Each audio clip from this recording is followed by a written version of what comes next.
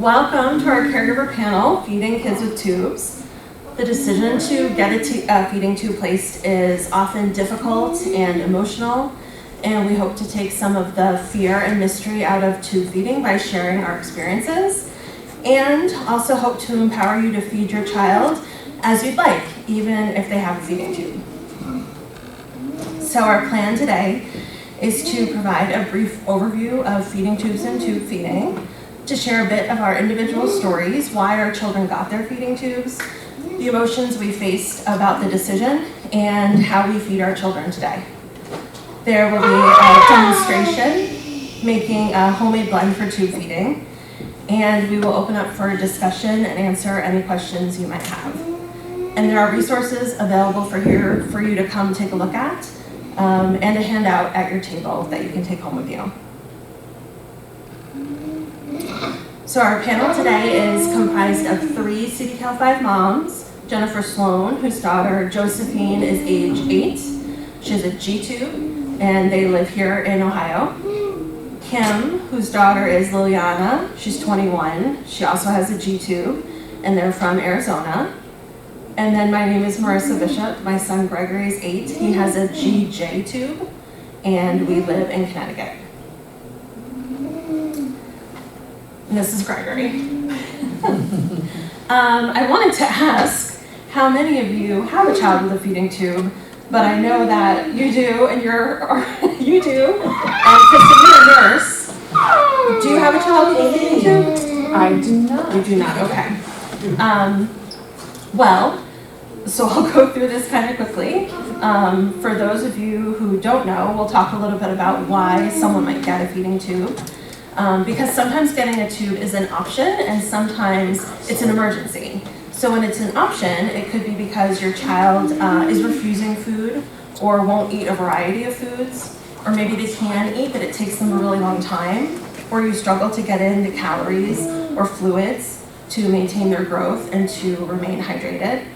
And maybe they struggle taking their necessary medications and it's impacting their health. And in these instances, a feeding tube might improve their quality of life.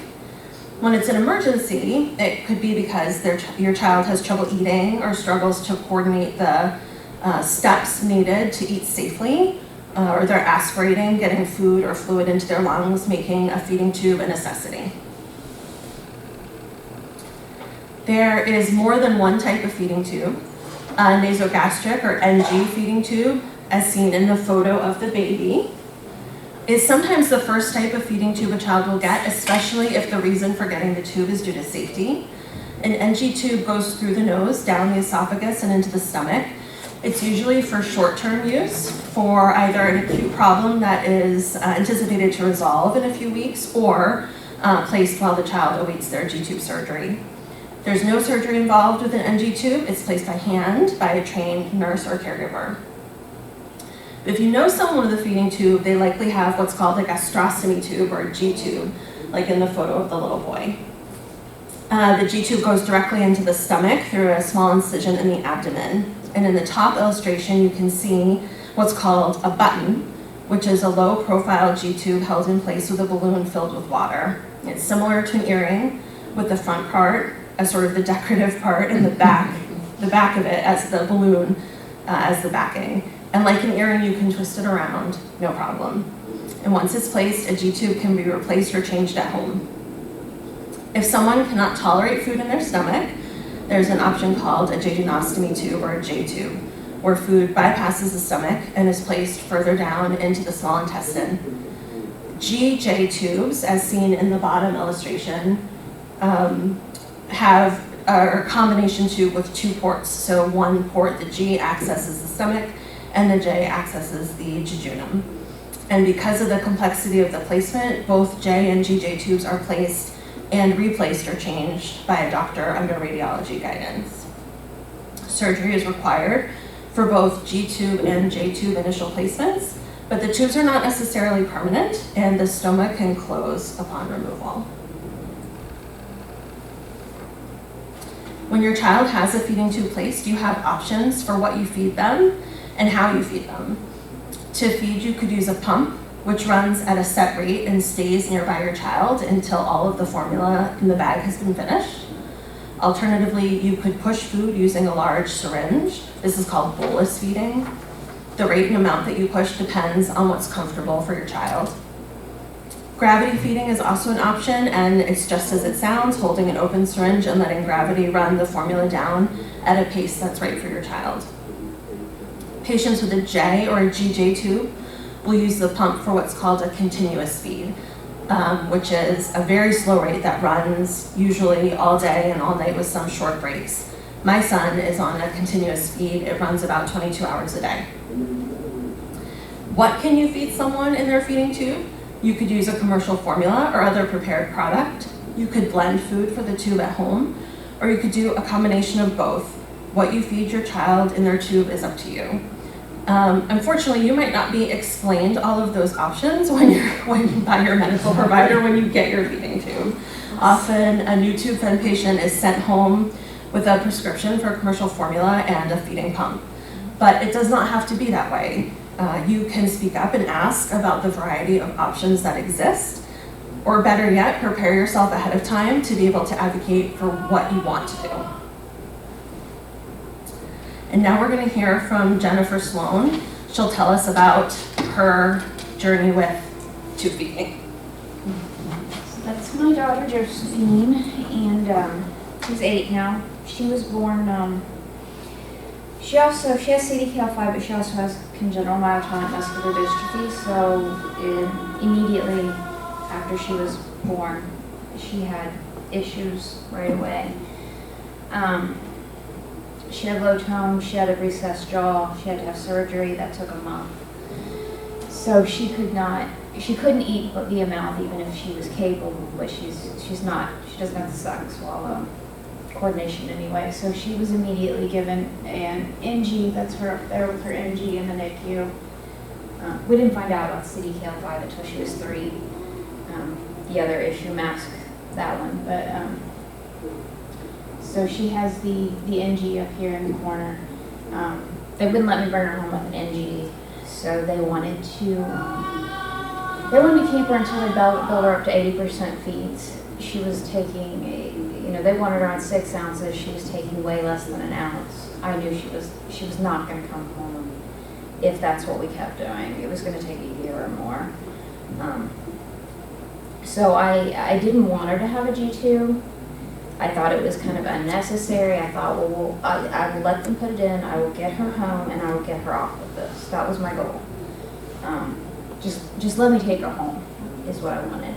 So I got her home. I worked really hard at feeding her. Then we found out she had an unsafe swallow. They did the swallow test. The food she was aspirating. She was holding it. She's NPO now. She's still NPO. This happened, before she was 2 probably. So she's she'll probably always be in her G-tube, and like I said, I hated the idea at first, but I love it now. I can feed her. I can feed her when she's healthy, when she's sick. I can feed her whatever she needs, whatever I want to feed her. Nutritionally.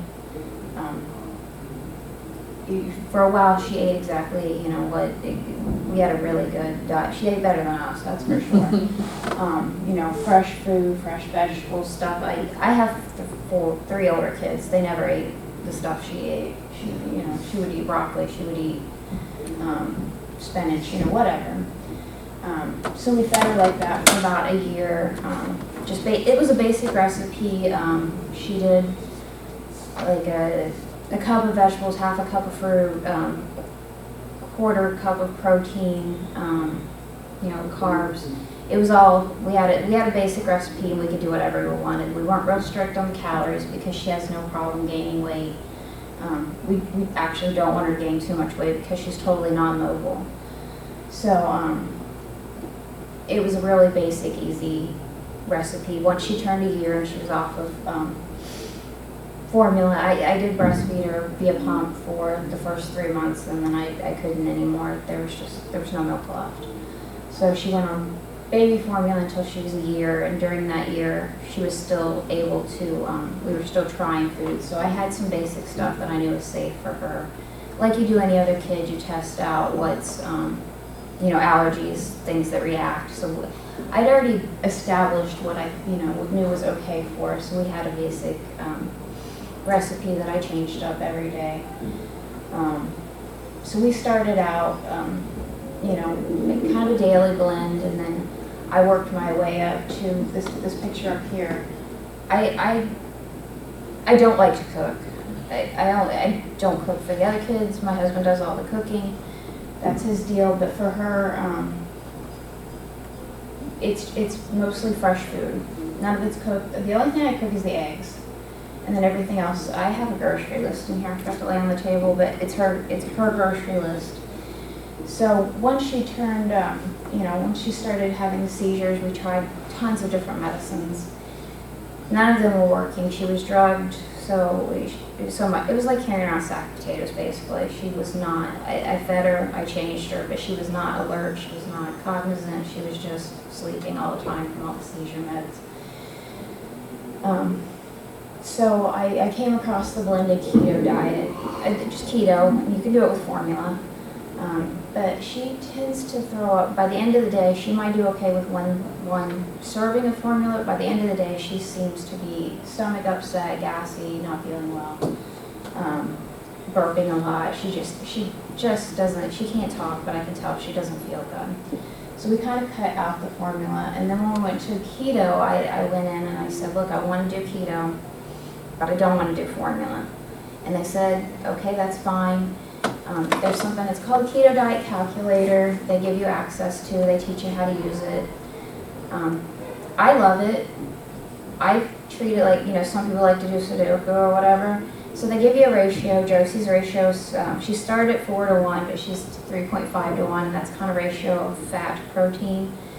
So I like to just go in there and make recipes, and they have the numbers in there for you. And once you match them up, that's a good recipe. You have the, you know, number of calories she needs, the amount of carbs, the amount of fat, the amount of protein. So you have all that in there, and you put the ingredients you want, and then you get it to match up.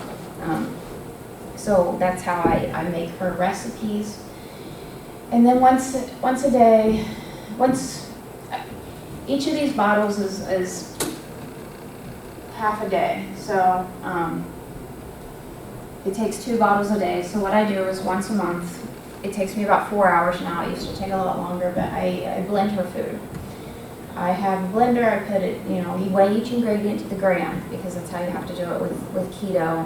It's very important that you have like the same brand name that you put in the keto diet calculator and the same volume. So I weigh it to the gram, and I blend it up, and I put it in these bottles, and then I freeze it. And then what I like to do is I don't label the bottles, because I know all that food is safe for her. So as you can see, some of the bottles are different colors. So just so I know that she's getting a little bit of variety per day, I'll grab 2 different colored bottles. So I know that they're 2 different feeds. Now, if you're worried about like tolerance and what, you know, your reaction of your kid, probably not a good idea to do that. You probably should label the bottles, but like I said, these are all safe foods for her, and we've been doing it before we knew she had CBKL5 since she was probably 2.5 when I started keto. Now I do a lot of, as far as the meats go, I do a lot of baby food, because like I said, I don't like to cook. I do cook the eggs, we do tuna, try to not do quite so much tuna, because you know, you hear about the mercury and everything, so, and then we do salmon. So those are most of her meats. There's a few other proteins that you can put in, but I use a pump. I don't like to push. Takes me half an hour to put it over the pump 4 times a day. So when the pump clogs, I get super frustrated and irritated, and the button can clog, and then you're messing with that. So most of my list is stuff that I know will not clog the tube. I don't know. I like to go out and about. You know, we don't stay home. We traveled here. We brought her. We've been on cruise ships. We've done stuff like that. So I have like a system for traveling with,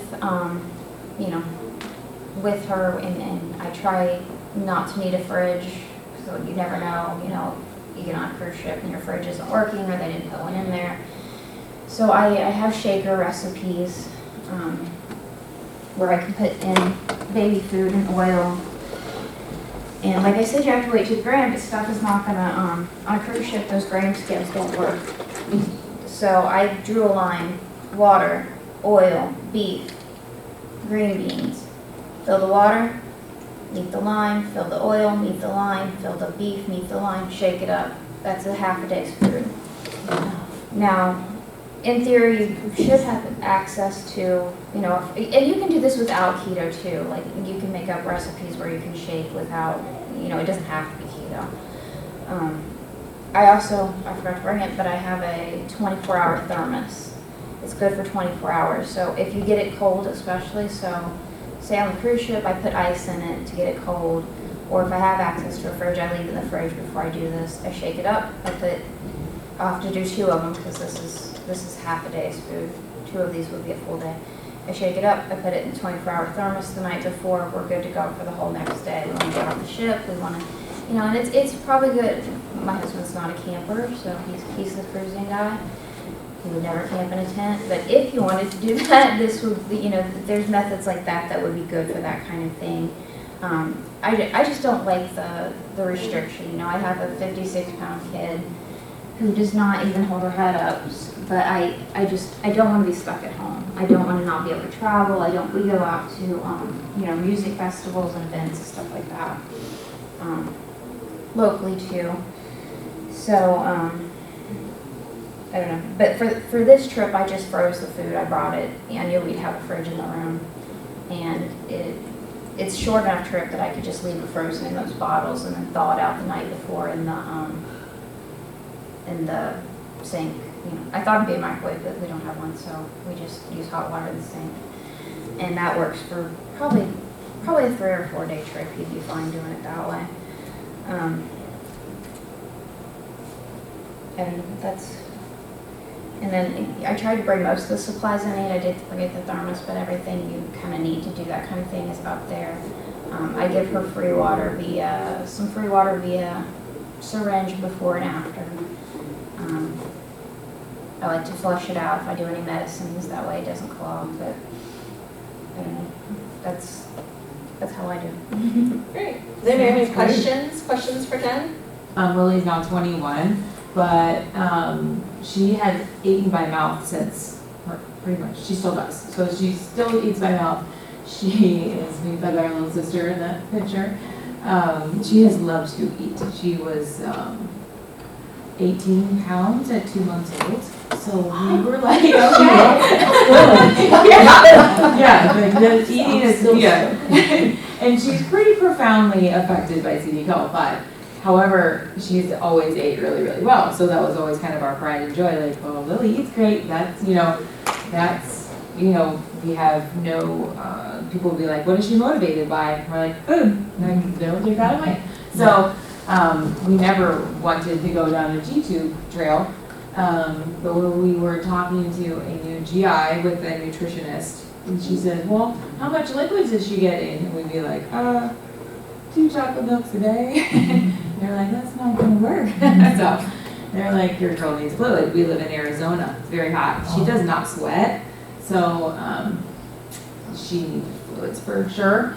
So they talked us into getting the G-tube at first, and I was like, I don't think she needs one. That's admitting defeat. That's the one thing she has. So I thought we were going to like take away what she had by doing this. However, they encouraged me that she can still eat by mouth. This is just an addition, and it has been a wonderful addition because I hate giving her liquid medicine, and now we don't have to. I wish I could get all my kids a G-tube, like you're saying, to feed them with vitamins and all this stuff. If she's ill, we will do, I want to start doing more of this. I was never taught any of this. We weren't given very much training at all. I learned on my own that we can get her gas out of her belly, which is amazing. Oh my gosh, every morning I'm like, and her tummy aches are almost gone because of that. And I would think, oh my gosh, I wish I could do that too. So yeah, we do mostly oral feeds. medicine, we'll do the tubes, and, let her gas out. And then if she's ill or needs extra fluids, we do the fluids. We don't do a ton of fluids because she can't handle them very much, so we just as needed. But we do try to get her more nutritionally taken care of. Awesome. Questions for Kim? Great. I have questions for all of you. So, what do you find to be the highest reason that it gets the tube or the button gets plugged? I've never had my tube get plugged. Okay. I strain everything. When I do my blend, I always strain it over a wide-lipped bowl and before I pour it in my containers. I've never had a tube get plugged. Okay. Is it the thin? Mine gets I don't plugged know much about because it. I Just got it. produce Is it the 15, 18 or whatever the French? Oh, it's that they medicine. call it? I think 14 medicine. French. Yeah. So even that thin Yeah, metal terrific. thing works? If it'll go for the extension, it'll go for the Mine's button. 12 French. Yeah, that's what I wanted. Mine's Sorry, I interrupted your question, but. Mine's 12 French. The thing that clogs ours the most is medicine, because the other thing with keto is that you can't take liquid medicine. So I have to dissolve the pills in a syringe. So I try to do that earlier in the day. I dump all the pills in one syringe. This is going to be her nighttime syringe. And in theory, they're all dissolved and unclogged, but occasionally a little chunk will get in there and then I'll have to unclog it. Other stuff, I mean, food-wise, other stuff that clogs it would be, we were trying to do some more, a variety of proteins that weren't baby food. So pumpkin seeds have a lot of protein in them. They also do not, I have like a Vitamix and it's really, like it's a powerhouse, it's a workhorse. I love it. I would not blend without like, probably a Blendtec or a, Vitamix, but you know, you can also strain too if you're still working on getting one of those. But it won't handle it. The seeds are just, and sometimes like blackberries have those little seeds on them, Oh, stuff yeah. like that. You kind of have to watch out for. Now, if you can syringe feed instead of pump, you're probably, it's probably easier to get some of that stuff in there because the pump itself is what clogs. A lot of times, it's not necessarily like a button. I have the clogs in the pump. Occasionally, it's a button on. Do all of you guys blend? I mean, I think I'm in between. So Olivia, I wish someone had told me about a G-tube from the beginning, and I was the resistant. She loved to eat. That was her, I'm not taking that away. So then we're in crisis, and she's, 16, and got one in an emergency. And I didn't realize what an incredible blessing, because all these years I've been getting rid of these horrible medicines, trying to cover them up in yogurt or whatever, and you can tell it's so distressing. Yeah. So I wish I'd had guidance from the beginning, but so here we are with the G-tube, and in the emergency she has lost her ability to eat very well. So now she's mostly tube fed. So that saddens me a lot, but it is what it is. But then you go and you get the consultation from the whatever, here's your Pedialyte stuff, and I'm like, gross. And, so we've been doing this for a long time, and I haven't ventured into eating as I was told. Here I am trying to take, control. This is what you eat. So that's what we've been feeding them. Like, this cannot be it. So I've tried, I make a smoothie for myself every morning, and I've tried that, but it will clog. Yes. And so how do you get blended diet for nutrition without clogging? How do you get meat to blend in a bite? Yeah. Oh, It's like a yeah. basmatic situation? No, we'll tell you. Okay. I can tell you. Let me tell you about Gregory real quick, and then we'll do the demonstration. Okay. And then, And I see that you wrote down here, homemade blended formula. and I have my book there. Okay. Yes, that book is Can we awesome. purchase that book or? You can get it on Amazon. On Amazon? Yeah. Yes, and the QR code is to my blog that has the link and everything. Oh, okay, great. All right, so I'm going to tell just real quick about Gregory. Gregory got his feeding tube at the age of 3, but I probably should have got it a lot sooner. But when the thought of your child getting a feeding tube is like unbelievably daunting, and everybody would say to me, once you get it, you're gonna say, why did I wait so long? And I would say in my head, yeah, right, but no, that's exactly what happens. You get it, you go, why the hell did I wait so long to do this? Because That's it's exactly so what happened to easy. me. So he got his feeding Overwhelming. tube, yeah, he was 3. But I should have gotten it sooner because Gregory was never a good eater. We were thickening his bottles in infancy because he was penetrating, not aspirating, but penetrating into his airways. We were thickening his bottles as an infant. He would spoon feed smooth purees. He couldn't do any grit, but even with smooth purees, he was a lot of coughing. And we would do oral motor exercises and feeding therapy and massage, and no matter what I did, lots of coughing. It would take him an hour to be spoon-fed 8 ounces of puree, and it would take him about 45 minutes to finish a bottle. So between feeding him, preparing his food, feeding him, getting him positioned to be fed, I was spending 5 to 6 hours a day making sure he got the calories and hydration he needed. It was completely overwhelming. But he got the feeding tube because his seizures went like crazy at age 3, and he wasn't able to be alert enough to eat at all. So that's why he got the feeding tube. And I knew because of how poorly he was feeding orally and because of the CDKL5 diagnosis that likely he would have a feeding tube. And I'm somebody who likes to prepare for stuff as much as I can. So even before he got his feeding tube, I joined the Facebook support groups about tube feeding, and I learned about blended diet. And so when I would talk to my GI doctor, even before we were talking about getting a tube, I would say to them, you know, one day he's probably gonna get a feeding tube and I wanna do a blended diet. And they would always tell me the reasons they didn't want me to do a blended diet. But, you know, you have to speak up for yourself. And when he got his feeding tube, we did a blended diet. You have to get, if you're going to blend nuts, meats, you have to get a heavy duty blender. I have a Blend Tech, or Vitamix is also excellent, yes.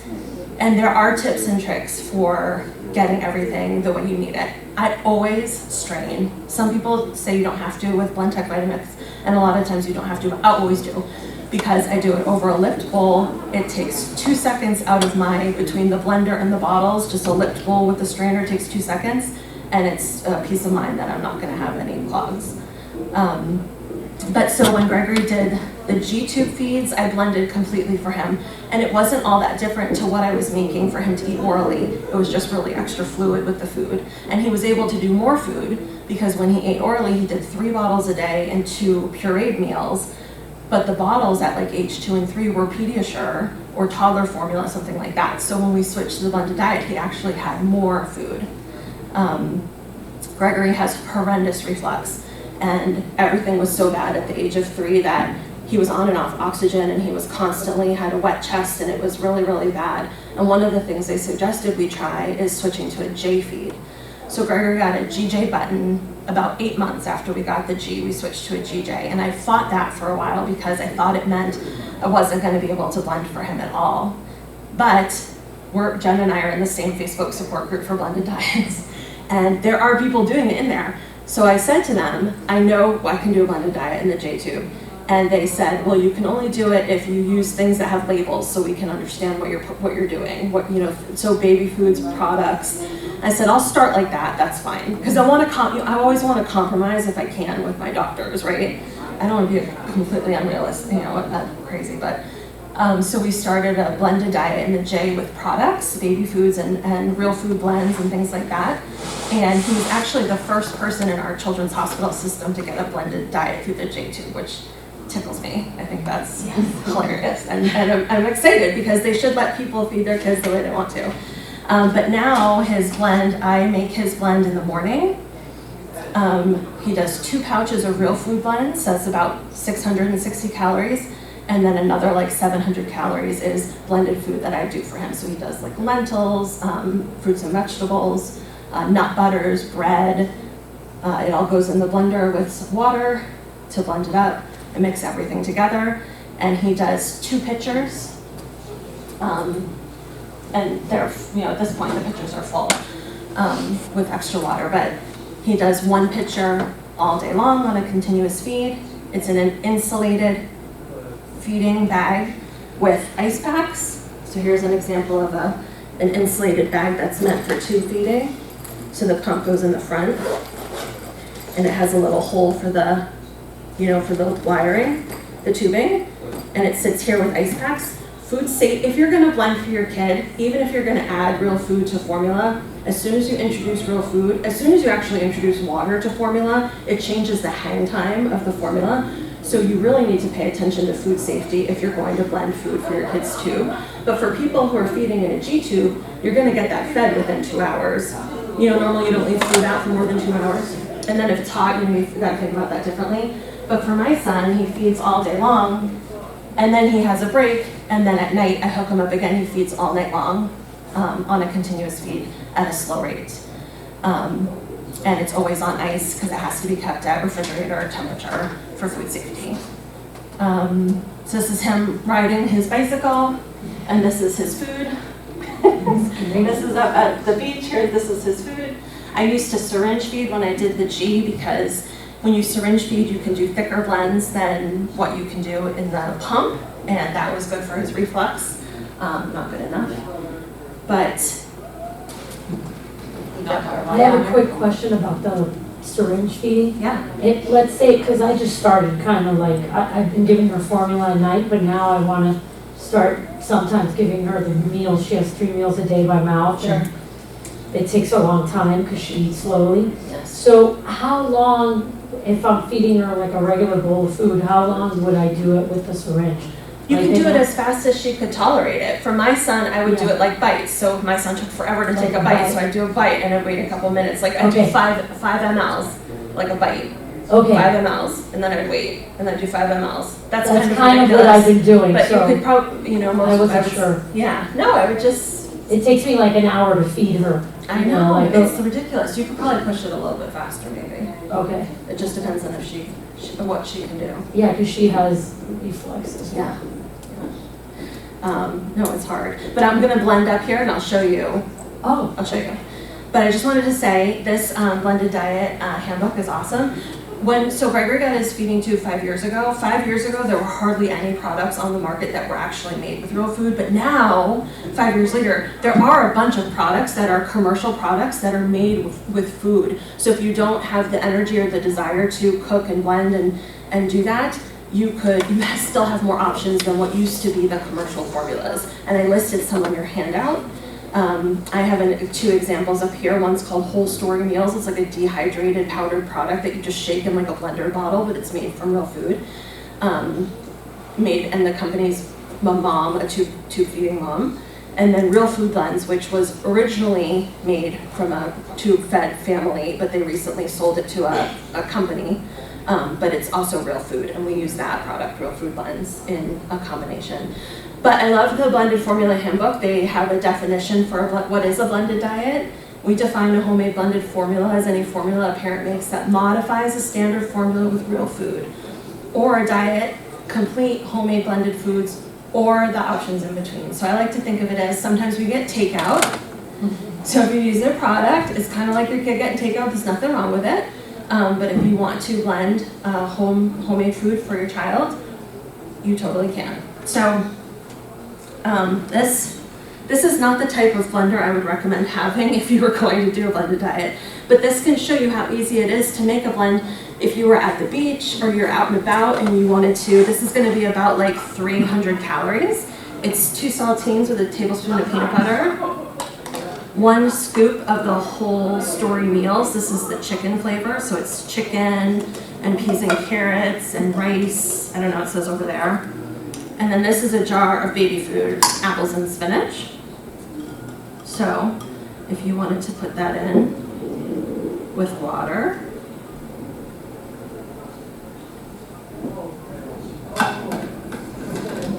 This is what's this called? I can't remember what it's called. Blend jet. All right, they tell you to flip it over first before you run it.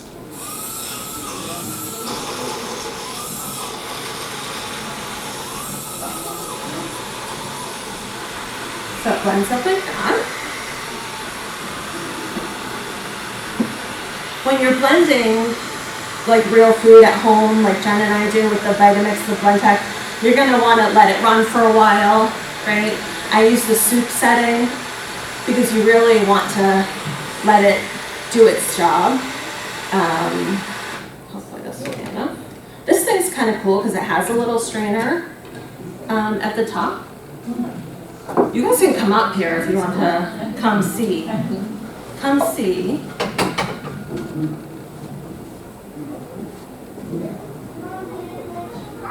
Oh, it has it. That's awesome. So I purchased this because when Gregory was hospitalized, it's called a blend jet. Like I said, this is not what you want to get if you want to do a blended diet at home. But I bought this because when Gregory used to get hospitalized, I wanted to order pureed food off the menu in the children's hospital and then blend it with water to put through his feeding tube, but they didn't like me to do that. But it's so ridiculous because they're making the food and tissue. All right, no one's really gonna eat this. How many calories does, sorry, Yeah. one question, but how many calories does Gregory eat a day? About 1,600. Okay. And he's 50 pounds or something? No, he's 70 pounds. Wow. I know. Ugh. That's awesome. I have problems getting Vivi to gain weight. She's really skinny. Well, and the thing is, you can add, like, a tablespoon of Parmesan cheese is like 40 calories or something. There are low volume things. Nut butters are great to add volume, to add calories without adding like a lot of volume. So this, if your formula will go through the extension, Yeah, it will go through the bottom. okay. That is my experience. I didn't strain this because, but at home I would usually strain it. Get it out of there and then strain it. Get it out of the mixer, strain it, and then. Yeah, I would strain it into a bowl and then with a lipped bowl, with a lip, Yeah. and then pour it into whatever container. When I was pushing his food, I used to pour it into this squeezy here because, and this doesn't work with infants, so I don't know what people do now. Do you know what people do now? Because we used to do this all the time in the blended group. So the food would be in here, and you'd stick the thing, pop it upside down, pull out the food, and it was like no mess instead of like sticking it in the thing. Oh my God, I used to What's the love, name of that thing? I used to love doing it, but he's on the pump now, so. What's this? It's called squeezy ear. Squeezy. Ear. No, because I would just put it in the cup and then syringe it up and it's Yeah. such a. No, the squeezy ear is Take a awesome. look at that. This is the type of crap you learn on that Facebook group. Oh, yeah. They tell you things, you just learn. Yeah. So anyway, if you want to come up and, I don't know, Take a touch the taste stuff, I don't think you want to taste it. Take a drink. Because that, I would taste it. Great. the cracker's been in there since I left Connecticut. We could just order it on Amazon Oh, or yeah. something. Is that something, one of you guys recommend? Easy sports. I use Cultural too. Yeah. We used, yeah, Let me we write had to this add a lot down. of stuff when we did keto just because she was missing Yeah. digested. We used to do, I used to blend at home, but then occasionally if we're going out, we'd use Nourish. But, yeah, once we had to add a lot of it. When we did keto, she was back out and she refused to eat, so I was like, I'm not taking away food. Right? It was really hard. I'm on taking her. pictures of all this stuff. So like this is In case I the forget. whole story meal, so it tells you what's in it. Chicken broth, oats, peas, sweet potato, carrot. It's like dehydrated cooked chicken, turmeric, and it's a I'll have powder. mine too. Buy mine, and your DMA company will cover this product, and this is what I get. It's a real food blend. It comes in 6 Florida. varieties. Okay. And I get all 6 anything. varieties. How many and days it's did, like a day, like, Well, gonna be about a couple days? No, so Yeah. this guy gets 2 of these a day, Oh, and then he gets blended food too. okay. Are they So if spendy? he, Are they spendy? insurance. They will? Yeah. Well, how much money you spend on sweet potatoes? Yeah, right? Well, we literally will eat 2 potatoes every single day. Gregory, before he got his tooth, he would eat this orally too, because it's tasty. Yeah. I've tasted Oh, it. is It's it? tasty, yeah. Oh, wow. That's the thing, like, I wouldn't want to eat only Ensure, and